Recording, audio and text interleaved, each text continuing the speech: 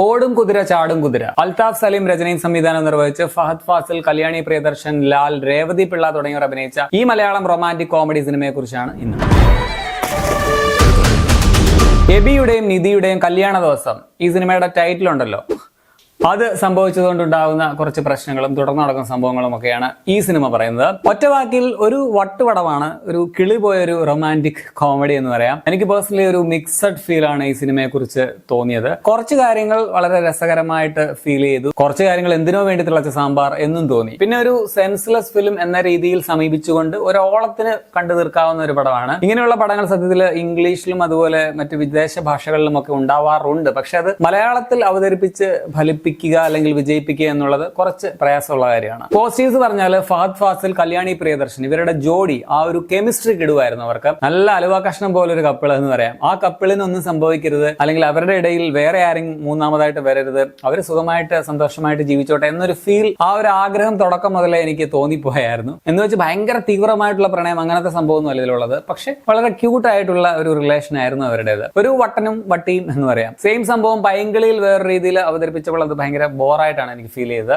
അതിന്റെ ഔട്ട്പുട്ട് അത്രയ്ക്ക് ശരിയായില്ലായിരുന്നു. പക്ഷെ ഇതിൽ അത്രയ്ക്ക് മോശമായില്ല. പിന്നെ ഈ പടത്തിൽ ഫഹദ് ഫാസിൽ രേവതിയും തമ്മിലുള്ള ഒരു കണക്ഷനും ക്ലീഷയാക്കാതെ ബ്യൂട്ടിഫുൾ ആയിട്ട് തന്നെ കൊണ്ടെത്തിച്ചതും എനിക്ക് നൈസായിട്ട് തോന്നി. പിന്നെ പറഞ്ഞില്ലേ, മൊത്തത്തിൽ കുറച്ച് ഓവറാണ് പടം. ഒരു കാരിക്കേച്ചർ സ്റ്റൈൽ എന്ന് പറയാം, അങ്ങനെയുള്ള ഒരു കോമഡിയാണ് ട്രൈ ചെയ്തേക്കുന്നത്. അത് ചിലയിടത്ത് വർക്കായി, ചില കോമഡികൾ രസകരമായിട്ട് തോന്നുകയും ചെയ്തു. എന്നാൽ ചിലതൊക്കെ കുറച്ച് ഓവറായിട്ട് തന്നെ ഫീൽ ചെയ്തു. അവിടെ ഇവിടെയൊക്കെ കുറെ അടുത്ത് ഞാനും ഒരു ഒട്ടനെ പോലെ ഇങ്ങനെ ചിരിച്ചെന്ന് പറയാം. ഈ അൽതാഫ് സലീമിന്റെ പടങ്ങളുടെ ഒരു പ്രത്യേകത എന്താണെന്ന് വെച്ചാൽ അതിലെ എല്ലാ ക്യാരക്ടേഴ്സും അൽതാഫിനെ പോലെ പെരുമാറുന്ന പോലെ നമുക്ക് ഫീൽ ചെയ്യും. പുള്ളിയുടെ ആ ഒരു ബിഹേവിയറും പുള്ളി ചെയ്യുന്ന കുറച്ച് ആക്ഷൻസ് കാര്യങ്ങളും ഒക്കെ ഉണ്ടല്ലോ, അതുപോലെ തന്നെ ആയിരിക്കും അതിലെ എല്ലാ കഥാപാത്രങ്ങളും ചെയ്യുക. ഇപ്പം ഞണ്ടുകളുടെ നാട്ടിലൊരു ഇടവേളയൊക്കെ നിങ്ങൾ ശ്രദ്ധിച്ചാൽ നിങ്ങൾക്ക് മനസ്സിലാവും. എനിക്കിതിലെ പലരും അൽതാഫ് സലീം തന്നെയല്ലേ എന്ന് തോന്നിപ്പോ. ഈ സിനിമയും സെയിം അനുഭവമാണ്. ഞണ്ടുകളുടെ നാട്ടിലാണെങ്കിൽ ഒരു ക്യാൻസർ ബാധിതയുടെ അതിജീവനമാണ് പറയുന്നത്. സാധാരണ അങ്ങനെയുള്ള കഥകൾ വരുമ്പോൾ കരഞ്ഞിപ്പടമാക്കി മാറ്റുന്നതിന് പകരം അത് വേറൊരു പെർസ്പെക്റ്റീവില് വളരെ പോസിറ്റീവ് ആയിട്ടുള്ള ഒരു രീതിയിൽ ഒരു കിടിലം പടം തന്നെയായിരുന്നു അത്.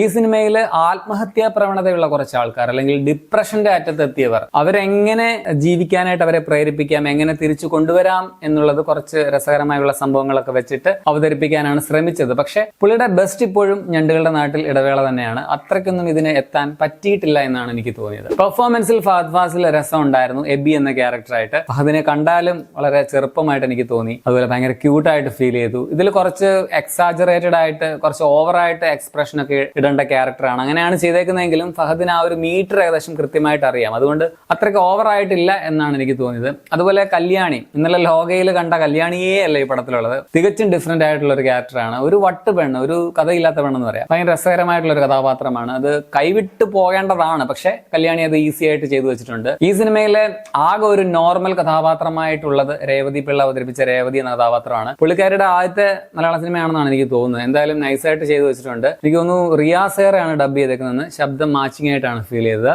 എബിയുടെ അപ്പനായിട്ട് ലാല് മറ്റൊരു വട്ട് കഥാപാത്രമാണ്. രസം ഉണ്ടായിരുന്നു, പക്ഷെ അതും ഓവർ ആകേണ്ടതാണ്. പക്ഷെ എന്തോ ഒരു രസം ഉണ്ടായിരുന്നു കണ്ടിരിക്കാനായിട്ട്. ചേട്ടനായിട്ട് വന്ന വിനയ് ഫോർട്ടിന്റെയും കുറച്ച് കോമഡിയൊക്കെ വർക്കായി. അതുപോലെ അനുരാജ് ആയിട്ട് വന്ന അനുരാജ് ഓബി, പിന്നെ കല്യാണിയുടെ അച്ഛനായിട്ട് വന്ന സുരേഷ് കൃഷ്ണ, സുധീഷ് കരമന ഒക്കെ നൈസ് ആയിട്ടുണ്ടായിരുന്നു. പിന്നെ ചെറിയൊരു റോളിലാണെങ്കിലും ഈ പടത്തിൽ ധ്യാൻ ശ്രീനിവാസനും നന്നായിട്ടുണ്ടെന്ന് തോന്നി. സാഫ് ബോയി, വിനീത് വാസുദേവൻ, നോബി, അങ്ങനെ വലിയൊരു താരനിര പടത്തിലുണ്ട്. മൊത്തത്തിൽ ഇതിന്റെ കാസ്റ്റിംഗ് നല്ലതാണ് കേട്ടോ. ജിൻഡോ ജോർജിന്റെയാണ് ഇതിന്റെ ക്യാമറ, നിതിൻ രാജിന്റേതാണ് എഡിറ്റിംഗ്, അതൊക്കെ നല്ലതാണ്. അതുപോലെ വിഷ്വൽ ഭയങ്കര കളർഫുള്ളും റിച്ചുമായിരുന്നു. ജസ്റ്റിൻ വർഗീസിന്റെ മ്യൂസിക് പടത്തിന്റെ മൂഡിന് ചേർന്നാണ്, ഒരു ആഘോഷ മൂഡ് നൽകുന്നുണ്ട്. എനിക്ക് ഇതിനകത്ത് ദുപ്പട്ട വാലി എന്നുള്ളൊരു പാട്ട് പടത്തിലുണ്ട്, അതെനിക്ക് ഇഷ്ടപ്പെട്ടായിരുന്നു. അതുപോലെ ലാല് പാടിയ ഒരു കുറച്ച് കോമഡി ലിറിക്സ് ഒക്കെ ഉള്ളൊരു പാട്ടുണ്ട്, അതും കൊള്ളാമായിരുന്നു തോന്നി. കഥയിടയ്ക്ക് കാട് കയറി വഴിതിരിച്ചു വിട്ടതാണ് എനിക്ക് ഇതിന്റെ മെയിൻ നെഗറ്റീവായിട്ട് തോന്നിയത്. ഇപ്പം നായകൻ നായിക അവരുടെ ഇഷ്യൂ പറഞ്ഞു വന്നിട്ട് പിന്നെ കഥ വേറൊരു വഴിക്ക് പോയിട്ട് പിന്നെ അവസാനം എന്തിനായിരുന്നു അത്രയും കറങ്ങി തിരിഞ്ഞത് എന്നൊരു തോന്നൽ എനിക്ക് ഇടയ്ക്കുണ്ടായി. പിന്നെയാണ് ഞാൻ ആലോചിച്ചത്, ഇത് ഡിപ്രഷനിൽ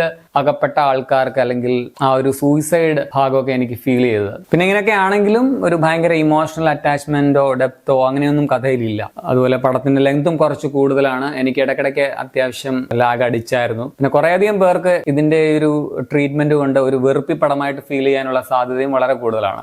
ആകെ മൊത്തം ടോട്ടലിൽ എനിക്കൊരു മിക്സഡ് ഫീലാണ് പടം സമ്മാനിച്ചത്. പക്ഷെ കണ്ടിരിക്കാവുന്ന ഒരു ഓക്കേഷ് പടമാണ്. ഓക്കെ CK അഥവാ ഓടും കുതിര ചാടും കുതിര. പക്ഷെ എല്ലാവർക്കും അങ്ങനെ ആകാനുള്ള സാധ്യത കുറവാണ്. നമ്മുടെ ബുദ്ധിയും ബോധവും ഒക്കെ മാറ്റി വെച്ചിട്ട് ഒരു വട്ട് ലോകത്തിലകപ്പെട്ടു എന്ന രീതിയിൽ ചുമ്മാ ഒരു ഓളത്തിന് വേണമെങ്കിൽ ഒന്ന് കണ്ടു നോക്കാം. ഇപ്പം ഫ്രണ്ട്സിന്റെ ഒക്കെ കൂടി ചുമ്മാ ഒരു രസം കണ്ടിരിക്കാനായിട്ട്, അത്രേ ഉള്ളൂ. അല്ലാതെ ഒരു വലിയ സംഭവമോ മസ്റ്റ് വാച്ച് ഐറ്റമോ അങ്ങനെയുള്ള ഒരു പടമൊന്നുമല്ല. 2 മണിക്കൂർ 33 മിനിറ്റാണ് സിനിമയുടെ റൺ ടൈം. 18+ ഒന്നുമല്ല, എല്ലാവർക്കും കാണാവുന്നതാണ്. അപ്പോൾ നിങ്ങൾ ഈ പടം കണ്ടുള്ളവരാണെങ്കിൽ നിങ്ങളുടെ അഭിപ്രായം കമന്റ് രേഖപ്പെടുത്തുമല്ലോ.